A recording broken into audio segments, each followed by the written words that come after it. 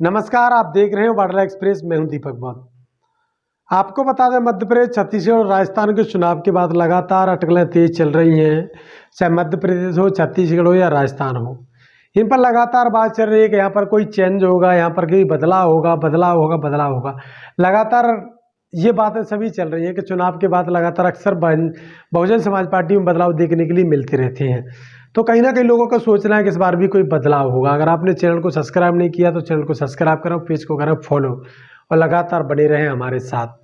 तो आपको पता है, इस प्रकार से आप लगातार जो बदलाव की बात कर रहे हैं, लोग लगातार बदलाव बदलाव चिल्लाते दिखाई दे रहे हैं। तो मध्य प्रदेश, राजस्थान और छत्तीसगढ़ में भी किसी प्रकार के लोकसभा चुनाव तक कोई बदलाव नहीं होना है। सूत्रों की बात करें तो सूत्र यहाँ तक कहते हैं कि अभी वीरेंद्र कुमारी मायावती जी का यह कोई खास बड़ा कोई ऐलान नहीं है कि इस बार चेंजेस किया जाए। हालांकि बहुजन समाज पार्टी मध्य प्रदेश में सिर्फ 178 सीटों पर चुनाव लड़ी थी और वहाँ पर 3.5% वोट लेकर आई है। वहीं पिछले चुनाव की बात करें तो वहाँ पर 5% वोट था। मैच अगर बात करें 230 सीटों पर बहुजन समाज पार्टी का 52 सीटों पर और चुनाव लड़ी थी, तो कहीं ना कहीं 5% से ज़्यादा वोट निकल सकता था। तो इसलिए मध्य प्रदेश में कोई किसी प्रकार का बदलाव होता हुआ नज़र नहीं आ रहा है। वहीं बात करें राजस्थान और छत्तीसगढ़ में भी अभी प्रदेश अध्यक्ष हेमंत पोयाम को भी बने रहेंगे। वहीं भगवान सिंह बाबा पे कुछ अटकलें तेज लग रही हैं।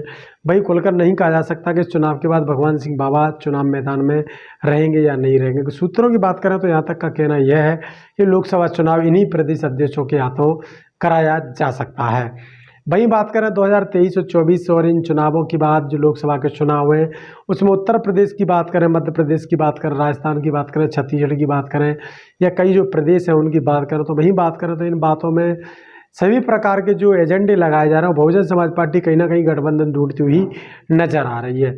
तो बहुजन समाज पार्टी की वीरेंद्र कुमारी मायावती जी ने एक बात स्पष्ट रूप से कह दी है कि बहुजन समाज पार्टी उसी के साथ गठबंधन करेगी जिसका वोट ट्रांसफ़र होगा।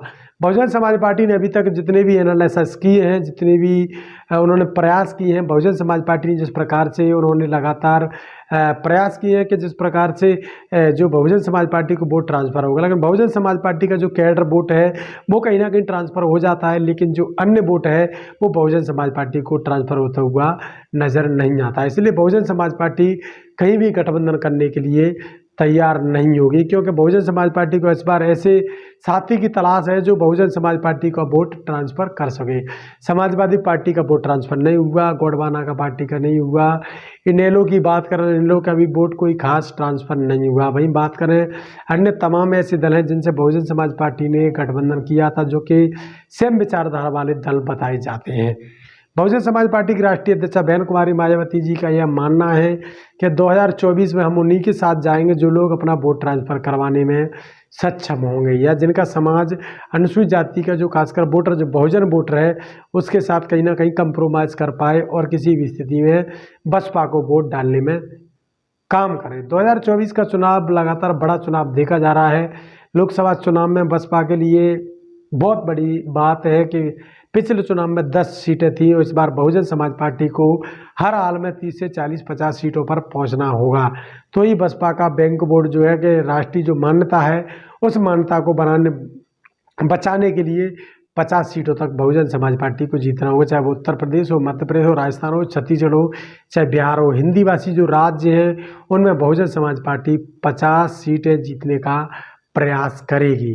वहीं बात करें, बहुजन समाज पार्टी पिछले चुनाव में 10 सीटें जीत चुकी है और उनका गोल 50 से ऊपर भी हो सकता है, क्योंकि 2024 के चुनाव में अगर इंडिया गठबंधन बनता है, वीरेंद्र कुमारी मायावती जी को कहीं ना कहीं प्रधानमंत्री की रेस में नजर आ रही हैं, क्योंकि सबसे पुरानी लीडर हैं और जिनके पास सबसे ज़्यादा वोट बैंक भी है।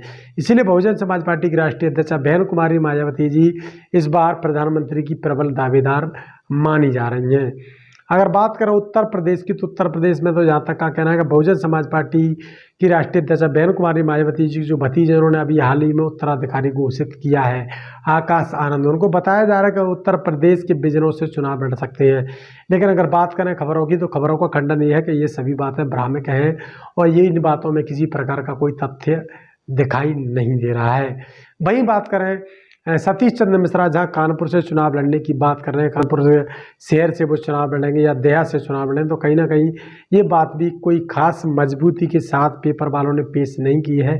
कहीं ना कहीं इसमें भी तथ्य नज़र नहीं आते। इसलिए बहुजन समाज पार्टी की कोई ऑथराइज न्यूज ना होने के कारण यह खबर भी रिजेक्ट मानी जा रही है कि बहुजन समाज पार्टी की तरफ से ऐसा कोई बयानबाजी भी नहीं हुआ है, किसी ऑथराइज लीडर ने इस प्रकार का कोई बयान नहीं दिया, न ही किसी प्रकार के पेपर को कोई प्रेस विज्ञप्ति भी जारी की गई है। इसलिए बहुजन समाज पार्टी की यह खबर भी कहीं तथ्यहीन होने के नाते यह भी एक भ्रामक और झूठ सी नज़र आती है। वहीं बात करें एक और विश्वनाथ पाल जो कि प्रदेश अध्यक्ष बहुजन समाज पार्टी के हैं, उनकी भी कहीं ना कहीं पूर्वांचल से चुनाव लड़ने की बातें चल रही हैं। वहीं बात करें यह बात भी कई पेपरों ने निकाली कि इस बार आकाश आनंद, विश्वनाथ पाल और सतीश चंद्र मिश्रा जो कि बहुजन समाज पार्टी से चुनाव लड़ सकते हैं। तो वहीं बात करें लोकसभा चुनाव में, लोकसभा चुनाव की अगर बात करें, लोकसभा चुनाव में लगातार बताया जा रहा है कि ये चुनाव लड़ सकते हैं, लेकिन ऐसी किसी भी प्रकार की कोई ऑथराइज न्यूज नहीं है। यह सिर्फ बहुजन समाज पार्टी की जो लीडर्स हैं इन्होंने भी किसी प्रकार की कोई बात किसी पेपर से नहीं की है। वहीं बात करें तो जो तमाम पेपर हैं वो लगातार आइडिया लगाते हुए नजर आ रहे हैं। सिर्फ इनकी आइडियागिरी से ही बहुजन समाज पार्टी के वोटर गुमराह होता हुआ नजर आता है। इसलिए बहुजन समाज पार्टी का वोटर भी समझदार हो गया है और इस बार गुमराह नहीं होगा। कहीं ना कहीं मीडिया बहुजन समाज पार्टी को कहीं तवज्जो नहीं देती, अगर कहीं तवज्जो देती तो उसके पीछे एक षड्यंत्र नजर आता है, ऐसा कहना है बहुजन समाज पार्टी की लीडर्स का। बात करें अगर उत्तराखंड की, तो उत्तराखंड और उत्तर प्रदेश में इस बार कुछ बड़ा होने जा रहा है। गठबंधन की बात करें तो गठबंधन भी खासकर उत्तर प्रदेश और उत्तराखंड में बड़े स्तर पर गठबंधन होता हुआ नजर आ सकता है, क्योंकि बहुजन समाज पार्टी की जो राष्ट्रीय अध्यक्ष बहन कुमारी मायावती जी ने जो दोनों प्रदेश हैं वो अभी आकाश आनंद के हाथों में नहीं सौंपे हैं। इसलिए बहुजन समाज पार्टी की राष्ट्रीय अध्यक्ष बहन कुमारी मायावती जी इस बार कुछ नया करने की फिराक में हुई नजर आ रही हैं।